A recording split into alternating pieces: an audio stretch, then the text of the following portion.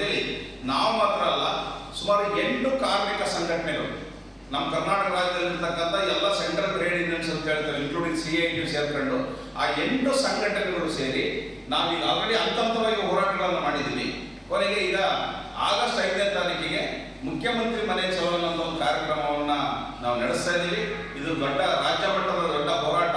ಹಿಂದೆ 2020 ಸೆಪ್ಟೆಂಬರ್ ತಿಂಗಳಲ್ಲೂ ಕೂಡ ಒಂದು ದೊಡ್ಡ ಮಟ್ಟದ ಹೋರಾಟವನ್ನು, ಗಮನ ಸೆಳೆಯುವಂಥ ಹೋರಾಟವನ್ನು ನಡೆಸಿದ್ವಿ. ಸೊ ಅದೇ ಥರದ ಹೋರಾಟ ಈ ಆಗಸ್ಟ್ 5ನೇ ತಾರೀಕು ಬೆಂಗಳೂರಿನಲ್ಲಿ ನಡೆಸ್ತಾ ಇದ್ದೀವಿ. ಸೊ ಇದಕ್ಕೆ ಬಡ ಕಾರ್ಮಿಕರು, ಅವರ ಅನಕ್ಷರಸ್ಥ ಜನ, ಅವರಿಗೆ ತಿಳುವಳಿಕೆ ಇಲ್ಲ. ಆದರೆ ನಮ್ಮಂಥ ಕಾರ್ಮಿಕ ಸಂಘಟನೆಗಳು ಅವರಿಗೆ ಎಜುಕೇಟ್ ಮಾಡೋ ಪ್ರಯತ್ನ ಮಾಡ್ತಾ ಇದ್ದೀವಿ.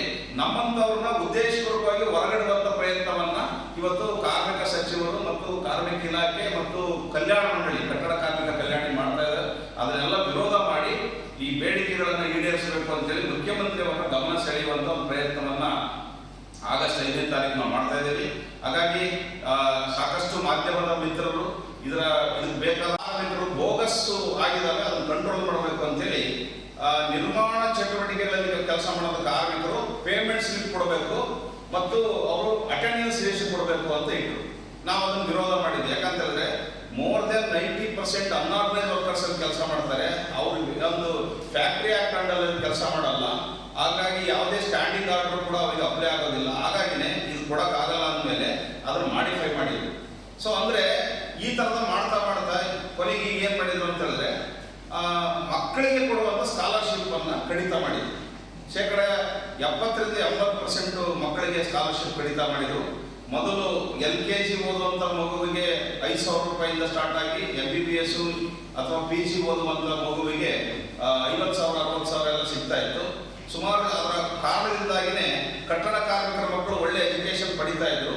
ಈಗ ಕಳೆದ ವರ್ಷದಿಂದ ಅದನ್ನು 60% 80% ಕಡಿತ ಮಾಡಿದ್ರು. ಹಾಗಾಗಿ ಇದು ಕಟ್ಟಡ ಕಾರ್ಮಿಕರ ಮಕ್ಕಳ ವಿದ್ಯಾಭ್ಯಾಸಕ್ಕೆ ತೊಂದರೆ ಆಯಿತು ಅಂತೇಳಿ ನಾವು ಸಾಕಷ್ಟು ಅವ್ರನ್ನ ಮೀಟ್ ಮಾಡಿದ್ವಿ, ಅಪೀಲ್ ಮಾಡಿದ್ವಿ, ಇದು ಸರಿಯಲ್ಲ ಅಂತೇಳಿ ಹೇಳಿದ್ವಿ. ಯಾಕಂದ್ರೆ ಬಡ ಕಟ್ಟಡ ಕಾರ್ಮಿಕರ ಮಕ್ಕಳು ಓದಂಥದ್ದೇ ಒಂದು ದೊಡ್ಡ ಸಾಧನೆ. ಅಂಥದ್ರಲ್ಲಿ ಅವ್ರಿಗೆ ಎಜುಕೇಶನ್ ಕಡಿತ ಮಾಡೋದು, ಸ್ಕಾಲರ್ಶಿಪ್ ಕಡಿತ ಮಾಡೋದು ಸರಿಯಲ್ಲ ಅಂತ ಹೇಳಿದ್ವಿ. ಅದು ಒಪ್ಪಲಿಲ್ಲ.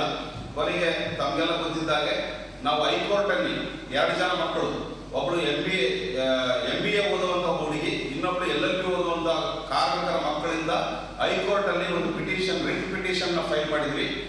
ಏಪ್ರಿಲ್ 23ನೇ ತಾರೀಕು ಹೈಕೋರ್ಟ್ ಆರ್ಡರ್ ಮಾಡಿದ್ರು. ಮಕ್ಕಳನ್ನ ಹೈಕೋರ್ಟಿಗೆ ಬರೋಕ್ಕೆ ಬಿಟ್ಟಿದ್ದು ತಪ್ಪು, ಹಾಗಾಗಿ ಅವರಿಗೆ ಸ್ಕಾಲರ್ಶಿಪ್ ಅನ್ನ ವಾಪಸ್ ಕೊಡಬೇಕು ಅಂತೇಳಿ ಹೇಳಿದ್ರು. ಅದನ್ನು ಫಾಲೋಅಪ್ ಮಾಡಿರಲಿಲ್ಲ. ಮತ್ತೆ ನಾವು ಅದನ್ನ ಕಂಟೆಂಪ್ಟ್ ಹಾಕಬೇಕು ಅಂತ ಟ್ರೈ ಮಾಡಿದ್ವಿ. ಬಟ್ ಅಷ್ಟರೊಳಗೆ ಮತ್ತೆ ಜಡ್ಜ್ ಆರ್ಡರ್ ಮಾಡಿದ್ರು. 30,000 ರೂಪಾಯಿ ಕೊಡೋದು ಮಾತ್ರ ಅಲ್ಲ, ಅವರಿಗೆ ಪೆನಾಲ್ಟಿಯಾಗಿ 25,000 ರೂಪಾಯಿ ಕೊಡಬೇಕು. ಒಟ್ಟು 55,000 50,000 ರೂಪಾಯಿನ ಕಲ್ಯಾಣ ಮಂಡಳಿ ಆ ಮಕ್ಕಳ ಅಕೌಂಟಿಗೆ ಕ್ರೆಡಿಟ್ ಮಾಡಬೇಕು ಅಂತ ಹೇಳಿದ್ರು. ಅದನ್ನು ಕೂಡ ಉಲ್ಲಂಘನೆ ಮಾಡಿದ್ರು. ಆದರೆ ಮತ್ತೆ ನಾವು ಇನ್ನೇನು ಫೈಲ್ ಮಾಡ್ತೀವಿ ಅಂತೇಳಿ ಹೋದಾಗ ಅವರಿಗೆ ಆ 2 ಜನ ಮಕ್ಕಳಿಗೆ ಒಬ್ಬರಿಗೆ 60,000 ರೂಪಾಯಿ, ಒಬ್ಬರಿಗೆ 55,000 ರೂಪಾಯಿಯನ್ನ ಕಲ್ಯಾಣ ಮಂಡಳಿ 2021 ಅಧಿಸೂಚನೆ ಪ್ರಕಾರ ಅವರು ಈಗ ಕ್ರೆಡಿಟ್ ಮಾಡಿದ್ದಾರೆ. ಅಂದ್ರೆ ನ್ಯಾಯಾಲಯದ ಮೂಲಕವಾಗಿ ನಾವು ಬಡ ಮಕ್ಕಳಿಗೆ ಇವತ್ತು ಹಣವನ್ನು ಕ್ರೆಡಿಟ್ ಮಾಡಿಸೋಕೆ ಸಾಧ್ಯ ಆಗಿದೆ.